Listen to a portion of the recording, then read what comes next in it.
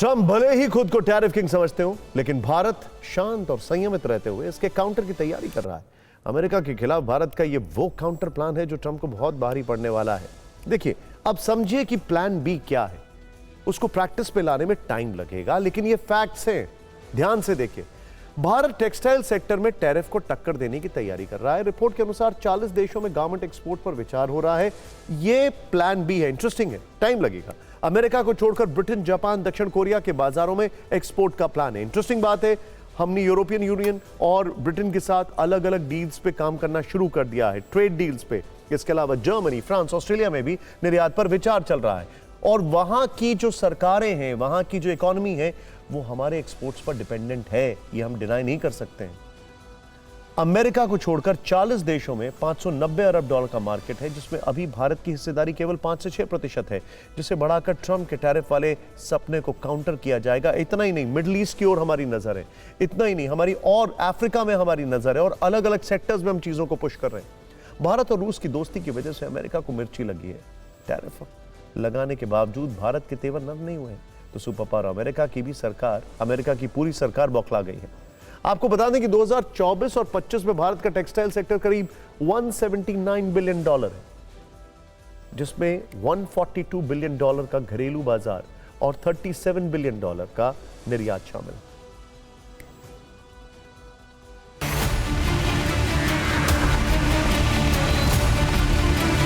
Prime Minister Modi has challenged effectively the economic imperialism of America. President Trump does not understand, I think, that while actions have consequences, language also hurts. Language disrupts. The language that he has used in international diplomacy is not acceptable to the world. Today, BRICS, to give the best example, has become a big worry for Washington, because BRICS by itself is now more powerful today than the American alliance across the world. खुद को super power समझने वाले America की स्थिति कुछ ऐसी हो गई है कि टैरिफ पर अब वो यूरोप के देशों से निवेदन कर रहा है, सटल धमकी देने की कोशिश कर रहा है। उसे लग रहा है कि भारत झुकने वाला नहीं है। लिहाजा अमेरिका ये अपील कर रहा है कि भारत के खिलाफ यूरोप भी अतिरिक्त टैरिफ लगाए। भारत के खिलाफ टैरिफ नहीं बढ़ाने पर अमेरिका ने नाराजगी भी जताई है। आप अमेरिका के ट्रेजरी सचिव स्कॉट बेसेंट के टैरिफ वाले दर्द को उनके इस बयान से समझ सकते हैं। टैरिफ वॉर के बीच एक अपडेट यह है कि पीएम मोदी के 2 देशों की यात्रा आज से शुरू हो गई है। पहले वो जापान पहुंचेंगे, 29 और 30 अगस्त को वो जापान के दौरे पर रहेंगे। भारत जापान वार्षिक शिखर सम्मेलन में हिस्सा लेंगे।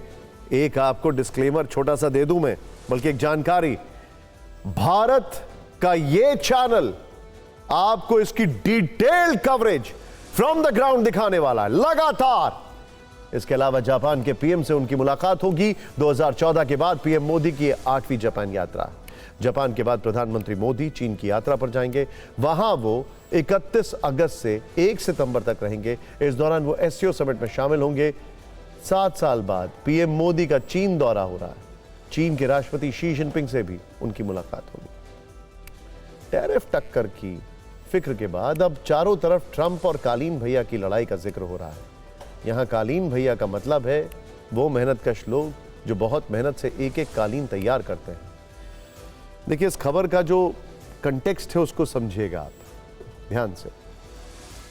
मिर्जापुर में बने कालीन दुनिया भर में मशहूर है, और अब ट्रंप के टैरिफ से मिर्जापुर के कालीन कारोबार पर बड़ी चोट पड़ने वाली। ट्रंप के टैरिफ के कारण मिर्जापुर में बने सैकड़ों करोड़ के कालीन मुंबई एयरपोर्ट में डंप है। लेकिन यह तो सच है कि ट्रंप के टैरिफ से मिर्जापुर के कालीन उद्योग पर बड़ी चोट लगने वाली है। ऐसा क्यों होगा, इसे समझते हैं।